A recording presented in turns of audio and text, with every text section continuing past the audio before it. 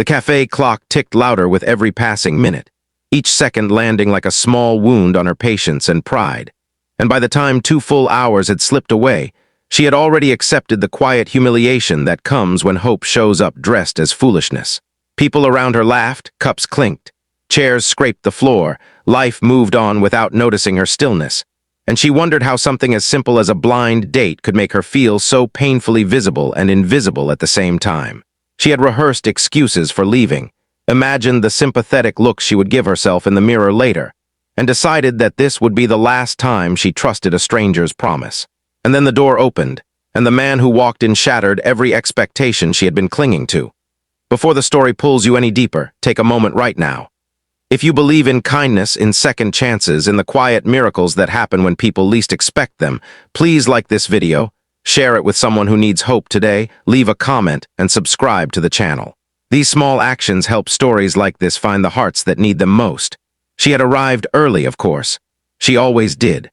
Being early was her way of proving to herself that she was still responsible, still reliable, still worthy of effort even after life had taught her how easily people disappeared.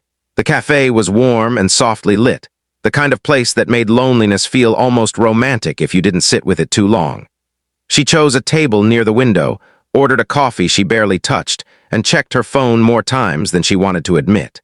The messages from the dating app were still there, friendly and thoughtful, full of small details that made her believe this meeting might be different. He had said he might be late because of work, and she had smiled at that, telling herself that responsibility was a good sign. 15 minutes passed, then 30, then an hour. With every glance at the door, her optimism thinned, replaced by a familiar ache that whispered she should have known better. As time dragged on, her thoughts drifted backward to the years that had shaped her into someone who waited too long for people who never arrived. She had been married once back when promises felt solid and forever sounded believable. That marriage ended not with a dramatic betrayal, but with a slow erosion of care, a quiet neglect that hurt more because it was invisible to everyone else. After the divorce, she learned how to rebuild herself piece by piece, how to smile at work, how to eat dinner alone without crying, how to convince friends she was fine. Dating again was supposed to be a sign of progress, proof that she was ready to let someone new in. Sitting alone in that cafe, she wondered if it was actually a mistake, a reopening of wounds she had spent years learning to close. The second hour was the hardest. By then, the staff had begun to recognize her as the woman who had been there too long with only 1 cup of coffee. She felt exposed, as if her disappointment was written across her face. She considered leaving at least a dozen times, each time telling herself just 5 more minutes. Those 5 minutes stretched thin, filled with self-blame and doubt. Maybe she had misunderstood the time. Maybe she wasn't interesting enough to deserve an explanation. Maybe this was simply the universe reminding her to lower her expectations. She gathered her bag, ready to stand up and walk away with what dignity she could salvage when the door opened again. The man who entered did not look like the one she had imagined during those long, waiting hours. He was older than his photos suggested, with streaks of gray in his hair and a tiredness in his eyes that spoke of long days and heavy responsibilities. He walked with a slight stiffness, carrying a worn leather bag that looked like it had followed him through years of hard-earned routines.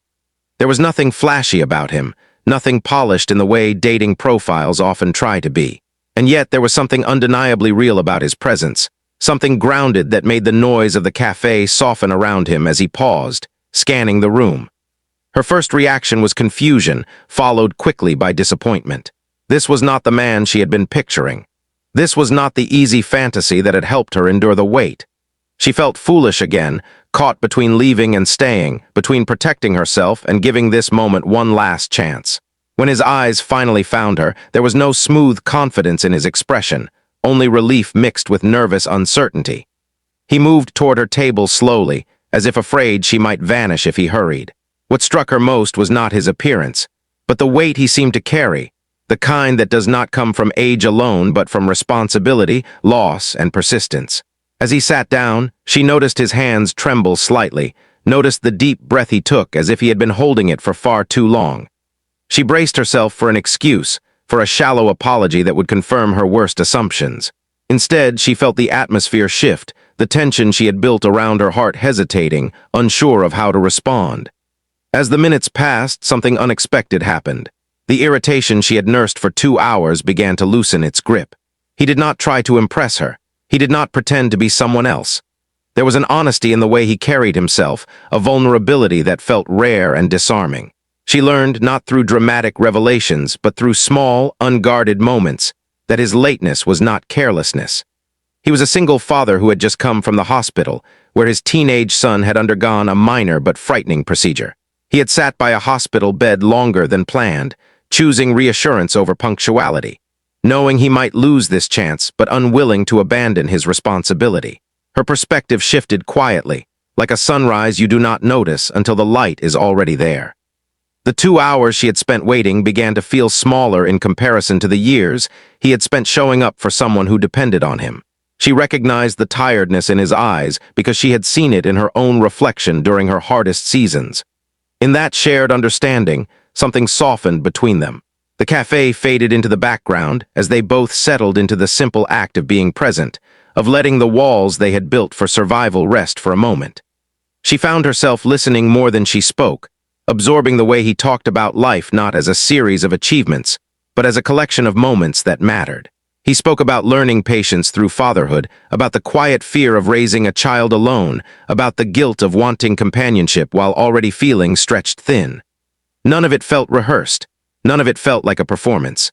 It felt like truth, offered without guarantee of acceptance. And in that honesty, she felt something stir that she had almost forgotten how to recognize: respect. The challenge she faced was no longer about being stood up or disappointed. It was about deciding whether she was brave enough to let go of the version of love she had imagined and make space for the one unfolding in front of her. She had spent so long protecting herself from being hurt again that she had forgotten how protection could sometimes become a prison. Sitting across from this imperfect, sincere man, she realized that second chances rarely arrive in the form we expect. They come quietly, carrying flaws, asking us to see beyond the surface. By the time they stood to leave, the 2 hours of waiting no longer felt wasted. They felt necessary, like a test of endurance that had prepared her for a different kind of connection. She stepped outside into the cooling evening air with a strange mix of calm and possibility settling in her chest.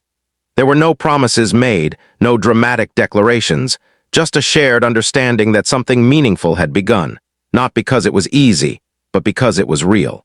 If this story is touching something inside you right now, if it's reminding you of a time you waited or hoped or almost walked away, please pause and show some love. Like the video, share it with someone who believes in unexpected grace, and let us know in the comments how this story made you feel. Your engagement helps these stories reach hearts that are still waiting for their own turning point. As she walked home that night, she reflected on how close she had come to leaving, to closing herself off once again. She realized that kindness is not just something we give to others. It is something we allow ourselves to receive. Waiting 2 hours had felt like rejection, but staying had opened the door to understanding. Life, she understood now, does not reward us for perfect timing, but for patience, empathy, and the courage to stay when walking away would be easier. Before this story ends, I want to ask you something special. Please take a moment and comment below with a single word that represents what this story meant to you. Hope, patience, love, healing, or even waiting. Your words matter more than you know. In the end, the man who arrived did shock her, not because he was late, not because he failed to meet her expectations, but because he reminded her that the most meaningful connections are born not from flawless beginnings, but from imperfect moments met with understanding. And sometimes, the longest waits lead us exactly where we are meant to be.